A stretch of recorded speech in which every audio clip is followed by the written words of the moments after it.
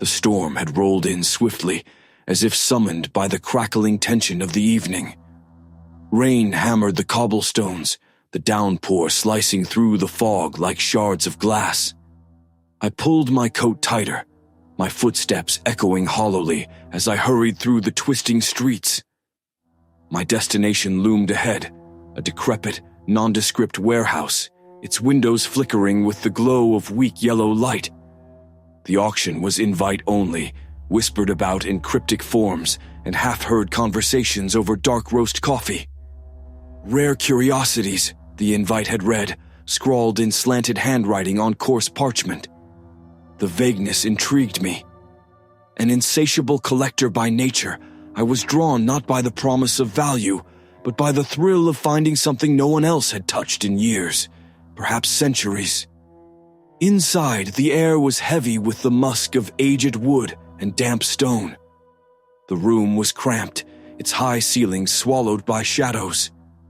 Rows of chairs faced a makeshift stage, where items covered in moth-eaten cloths awaited their turn. Attendees murmured in low tones, their faces obscured by the flickering of dim sconces. My attention was drawn to the far corner of the stage. There sat a peculiar object, a small wooden box, perhaps the size of a thick book. Its surface was inlaid with strange geometric carvings, their patterns erratic yet mesmerizing. I leaned closer, catching the faint sheen of gold filigree woven through the etchings, and beneath it, an inscription in a script I couldn't recognize. The auctioneer, a gaunt man with a waxen complexion, spoke in a voice too smooth to trust. "Lot 17, he announced, his thin fingers brushing over the box as if hesitant to touch it. An artifact of uncertain origin. Its inscription remains untranslated, though it is said to contain enigmatic qualities. A ripple of unease passed through the room, imperceptible to most, but palpable to me. Still, when the bidding began, I raised my hand with an almost involuntary certainty. But I wasn't alone. Another bidder, seated in the farthest row, matched every offer. His face was obscured by the brim of a wide hat, his posture rigid. His presence exuded a strange stillness, and his voice, when he called his bids, was faintly hoarse, as if speaking pained him. The final bid came from him. I hadn't even raised my hand. The auctioneer slammed the gavel with an air of finality, and the room seemed to exhale. But then, the man in the hat stood, hesitated, and without taking the box, strode out into the storm. For a long moment, no one moved. Then the auctioneer cleared his throat, feigning composure. "The item is unclaimed," he said, scanning the room. His eyes landed on me. The second highest bidder, perhaps. Before I could refuse, the box was thrust into my hands. Its weight was startling, as though it held something far denser than its size suggested. The carvings on its surface seemed to glimmer in the flickering light, and as my fingers brushed against the lid, I felt an odd vibration, faint and unsettling. "Congratulations," the auctioneer said, but his smile didn't reach his eyes. I left the warehouse that night with the box under my arm and an inexplicable sense that I was not alone. The riddle began that very night, its presence pressing against the edges of my consciousness as I studied the box in my study.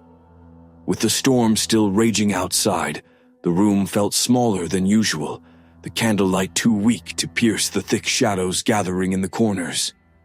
The box sat on my desk, its strange carvings throwing twisting shapes onto the walls. The lid opened with surprising ease, revealing an interior lined with dark velvet. Resting inside was a fragment of parchment, brittle with age. Written in the same unknown script as the box's exterior, it bore an uncanny symmetry that made the words, or symbols, seem alive. Alongside the parchment was a small metal disc, its surface polished to a mirror finish despite its ancient appearance. I lifted the parchment carefully, and as the light struck the ink, the symbols shifted subtly, forming something almost legible. Seek the breathless echoes below, where the light dare not tread. A chill crept through me. The words seemed to hum faintly, as though vibrating just beyond the threshold of sound. I turned my attention to the disc, noticing faint grooves on its surface.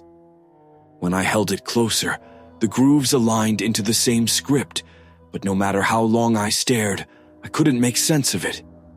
The answer came by accident. The disc, warmed in my hand, emitted a faint glow, illuminating one of the carvings on the box's lid. To my astonishment, the carving shifted, revealing a hidden mechanism. A soft click echoed in the room, and then the entire box seemed to tremble in my hands. Suddenly, the air grew heavy, as if the atmosphere itself had thickened. Shadows danced on the walls, moving in ways the flickering candlelight couldn't explain. A map unfolded within the lid, etched in fine, spidery lines. It showed a labyrinthine path winding beneath the city, marked with cryptic symbols and a single phrase: the Vault of Whispers. Curiosity wrestled with dread as I traced the map with my finger. It pointed to an area I recognized, an abandoned district I'd passed through once, but had no reason to explore. The vault, if it existed, was hidden deep underground, a relic of a forgotten age. The storm raged on as I packed the map and the box. The air in the study was suffocating now, the candle's flame sputtering weakly. My mind raced with questions, but one thing was clear. The riddle had set its hooks in me. Tomorrow I would seek the vault. I wasn't sure if it was the promise of treasure or the pull of something far darker, but I knew I couldn't resist. Something about the box, about the riddle, was alive, and it wanted me to find it. The abandoned district lay shrouded in a pall of mist the next morning, its skeletal buildings leaning against one another like conspirators sharing secrets. The map burned in my pocket, its promise of discovery tugging at my every thought. Yet as I stepped through the crumbling archway that marked the district's edge, the weight of the box in my satchel felt less like a tool and more like a burden. The entrance to the vault was not difficult to find. The map's twisting lines converged at an old, weathered monument, an obelisk crowned with indecipherable glyphs. Beneath it, a wrought iron grate barred a stairwell spiraling into the earth. The air grew colder as I approached, a biting chill that carried an unnatural stillness. It wasn't the crispness of morning dew or the damp of underground spaces. It was a silence that stifled sound, as though the very ground was holding its breath. My key was the box itself. As I pressed its carved surface against the center of the grate, a soft click resonated, and the iron bars swung open without resistance. I hesitated at the top of the stairs, peering into the yawning void below. My lantern cast only feeble light into the darkness, its reach swallowed by the black. The first step creaked, a noise that seemed to echo far beyond what physics should allow. Each step downward carried me deeper into the silence, and soon the world above felt impossibly distant. The air grew thick, every breath heavy in my chest. At the bottom, the lantern's light flickered, revealing a narrow corridor carved from rough stone. The walls were etched with more of the strange script, their lines writhing faintly in the glow. I followed the map's path through the labyrinthine corridors, each twist and turn erasing my sense of direction.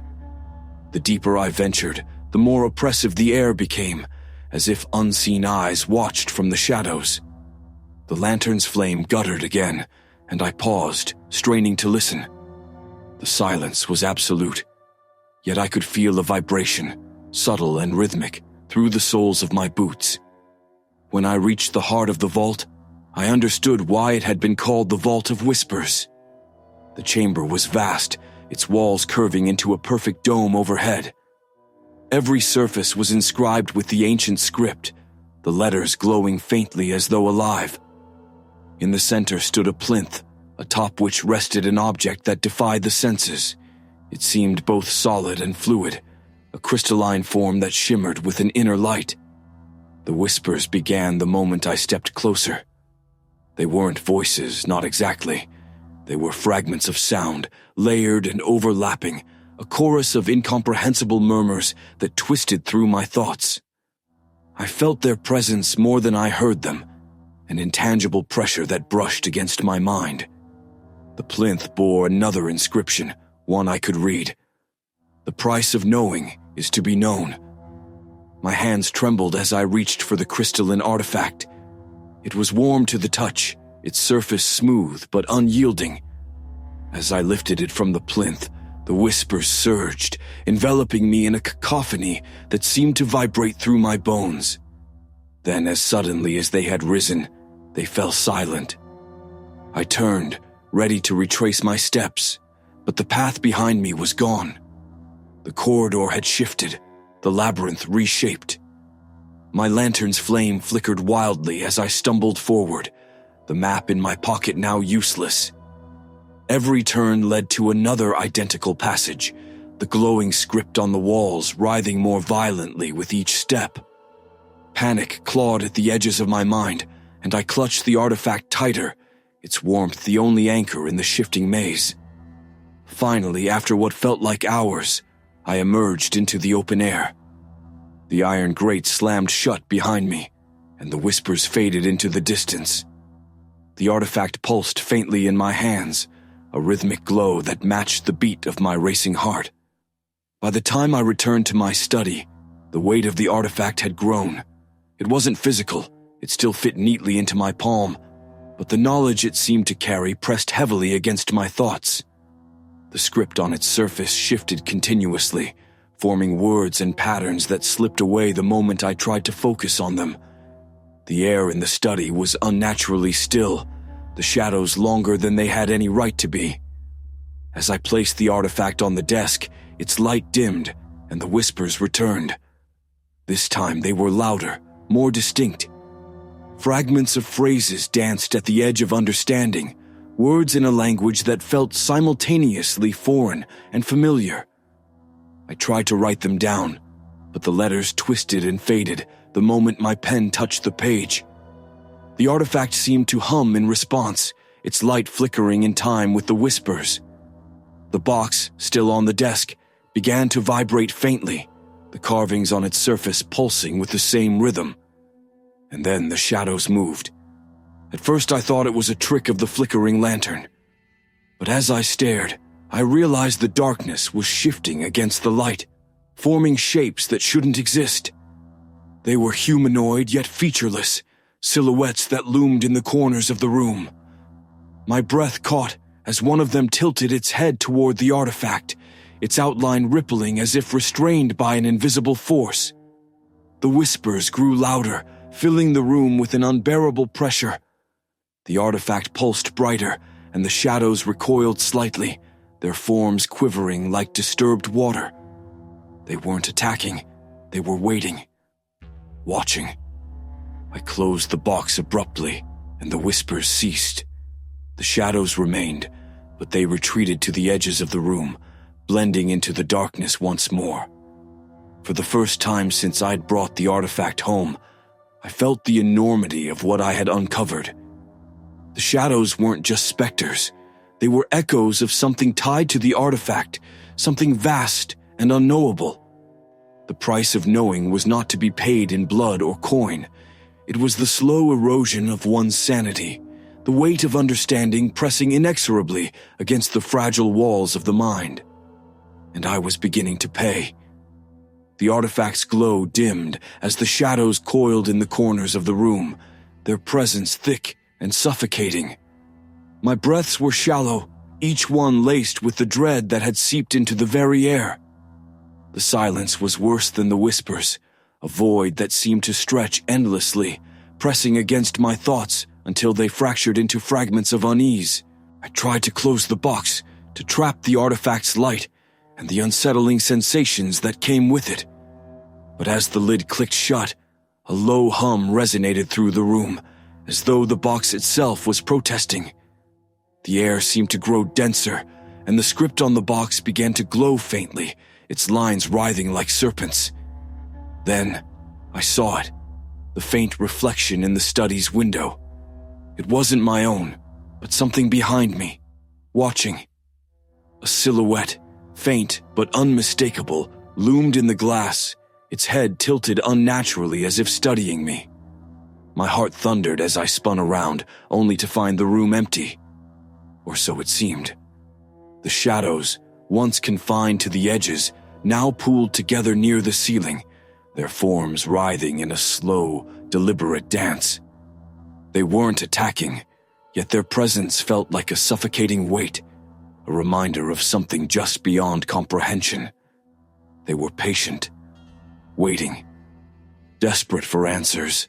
I opened the box again, my fingers trembling as the artifact's light flared weakly. The whispers returned immediately, louder now, their cadence uneven and haunting. I pressed the artifact against the box, hoping to rejoin them somehow, to undo whatever door I had opened. And then, the inscription on the box shifted. The words that had refused to stay still before now solidified into a single phrase. Leave what you took. The meaning was clear, but the implications froze me. The artifact pulsed faintly in my hand, as if alive, as if it too understood the command. Returning it meant venturing back into the labyrinth, facing the oppressive silence and the shadows that had grown hungrier since I left. But keeping it meant inviting the shadows closer. I couldn't delay. The artifact grew warmer with each passing moment, and the shadows descended slowly, their movements deliberate. One figure broke away, stretching toward the desk with a languid, predatory air. I forced myself to my feet, clutching the box and the artifact tightly. My heart pounded as I left the study, the echoes of the whispers following me down the narrow halls of my home. The house felt foreign now, the shadows unnaturally deep, as though the building itself had begun to turn against me. The stairs creaked beneath my hurried steps, each sound amplified by the suffocating quiet. Outside, the night air was sharp and cold. The abandoned district was farther than I remembered, the journey stretching as the whispers grew louder, their intensity pressing against my skull. By the time I reached the iron grate, my breaths were shallow, my hands shaking as I pressed the box against the lock once more. The grate swung open with a groan, revealing the familiar spiral staircase descending into the earth. My lantern's light faltered as I began my descent, the oppressive weight of the vault wrapping itself around me once again. The air grew heavier, each step pulling me deeper into an abyss that felt more alive with every passing second. The labyrinth hadn't forgotten me. The corridors twisted unnaturally, their stone walls etched with new, glowing patterns that seemed to shift and writhe as I moved. The whispers were no longer incoherent. They were words now, fractured and faint, forming questions that chilled me to the core. Why do you return? What do you seek? At last I reached the central chamber. The dome loomed above, its glowing script burning brighter than before. The plinth waited in the center, and the moment I stepped into the room, the whispers fell silent, replaced by a palpable tension that made my skin crawl. I placed the artifact back on the plinth, its surface flaring with a blinding light. The glow seeped into the walls, igniting the script in waves of golden luminescence. For a moment the room felt alive, a vast consciousness stretching itself after long dormancy. Then, the shadows emerged. They didn't attack, they merely stood, surrounding me in a loose circle. Their presence was overwhelming, their forms a reminder of the unknowable forces I had trespassed upon. One figure stepped closer, its silhouette towering, its head tilting as if to study me. The whispers returned, not in fragments but in a single, clear voice. You have learned. You may leave, but you will not forget. The words echoed in my mind as the shadows began to retreat, melting into the glowing script that covered the chamber's walls. The air lightened, and for the first time, I felt the vault release its hold on me. As I ascended the spiral staircase, the oppressive weight began to fade. By the time I stepped into the night air, the whispers were gone, and the stars above seemed brighter. Yet I couldn't shake the feeling that I was not alone. The shadows had retreated, but their presence lingered, a silent reminder of the price I had paid. I left the district without looking back, the box abandoned in the vault where it belonged. But in the quiet of my study that night, I realized the artifact had not truly let me go. Its light no longer glowed, yet its whispers remained, faint but unyielding, just at the edge of hearing. The price of knowing had been paid, but the debt was far from settled.